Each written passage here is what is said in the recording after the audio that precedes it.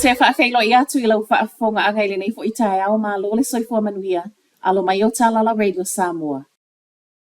O loo su e leo leo ma le Air Force le waafea lua I le sami e talitonu o loo iai le tusa ma le fitu se lau kilo kalama o methamphetamine. O so enga nei wa whaia ona o popo lenga o leo leo whaapea le Air Force I le saunga le muho tangata o loo I lungo le waa. Ma o ngata yane lava o Northland le he whaapea o loo su e ai. Wa sa waile mai a mōli o le toa se fulu I le amatanga o le vaiaso le nei. Ona o le tau mawhaia au mai totono o le atunu ufua la au whaasaina. Ma o I lato nei, ma ua mai Northland ma au kilani.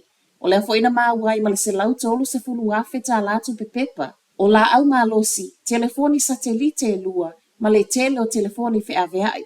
O lo su e pia nei ma e ono wha au popo mōlianga o I lato wa tau fia ma mōlia nei. O loo whaau popo pele au whaingaluenga le immigration in New Zealand peitai. E le whaapea ane o vave le whaangai o ino talo sanga o visa. Tolus fun male tolu isi tangata whaingaluenga whaau popo e amata I le vai asa fau. Ma o lea fo iwa tele ina sii le tau e whaatalo sanga I visa. Peitai wa ta utino le so o upo le immigration. E le ta tau na yeise whaamoe moenga o tangata whaatalo sanga. A mea ole a sii ai le whaangai o ino talo sanga o no wa sii le tau e tutongi. O le mea moni o si itanga wa whaititi ai tupe whaalu o tangata tutongi la fonga, lea ono o whaatupe le au nanga le immigration. Taliu mai tangata whai ngā luenga. O le esilia ma le tasi yafe tangata ngā lulue le immigration, I le whaangai o ina o talo sanga o visa. E se ile isi tasi yafe I ngā luenga o loo ngafa ma tangata lautele. O le whaatu wai o na maua mai o tali I visa whaatalo sanga, o le ono o a awhiai tangata o mai whaapea pisinisi peitai, e le o te lese a whianga o tangata whai ngā luenga whaau popo.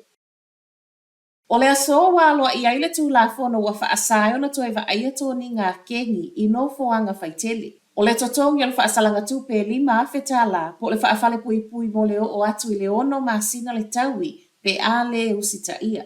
Ai ele I o mai le so le alawa na whaiele silia ma le wha se lau whailoa inga leo leo whaapeasu I o kengi. Mo le mauti noa e nofo mala malama I suinga o loo sauma le neitu la fono. Ma ufai mai ele ko mesina lango lango I a Paul Basham e mawhana whana e mawhai lava e leo leo New Zealand na whaatau nuu o la tau tiute. E se mai le whaasao tō ninga I loa o se sui o se kengi I no whanga whaitele. O lea fo iwa iai ma le malo si anga I leo leo e mawhai ai ona o la tau whaata ape ina se whaata singa. O loo iai le to atolo pe sili atu fo ima o I la tau nei o sui o kengi. Ai mai a Chris McLean o le New Zealand Law Society I tala le tio whaavau māloa New Zealand o le suinga ualoa ia I le so e tatawa I lawa fo I leo leo na whaia male whaai tete. Wa whaai loa le matanga o tupe a ngā I le malo o le whai o se capital gains tax o le awala sili lea e mawai si tupe maua. O le tausanga le nei wato e mawhau whau le vanga o tupe whaapela Inland Revenue I le whai ngolo o au ai la fonga I totono New Zealand. O New Zealand o le ua iei wha maumaunga o le ato o tele atu tangata mātutua na I lo tangata I ngā lulu e mole tamau ainga.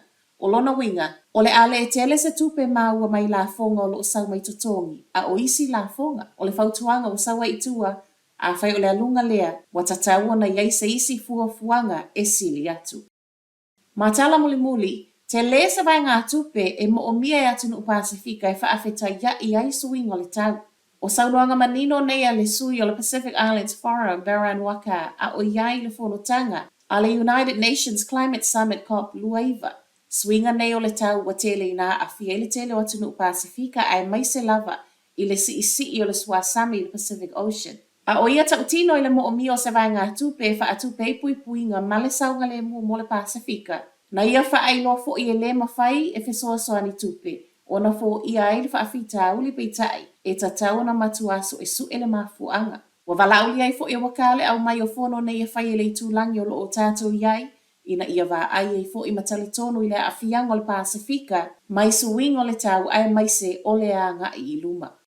Whai wa tuai Talala Radio Samoa. Manu yele nei tai au.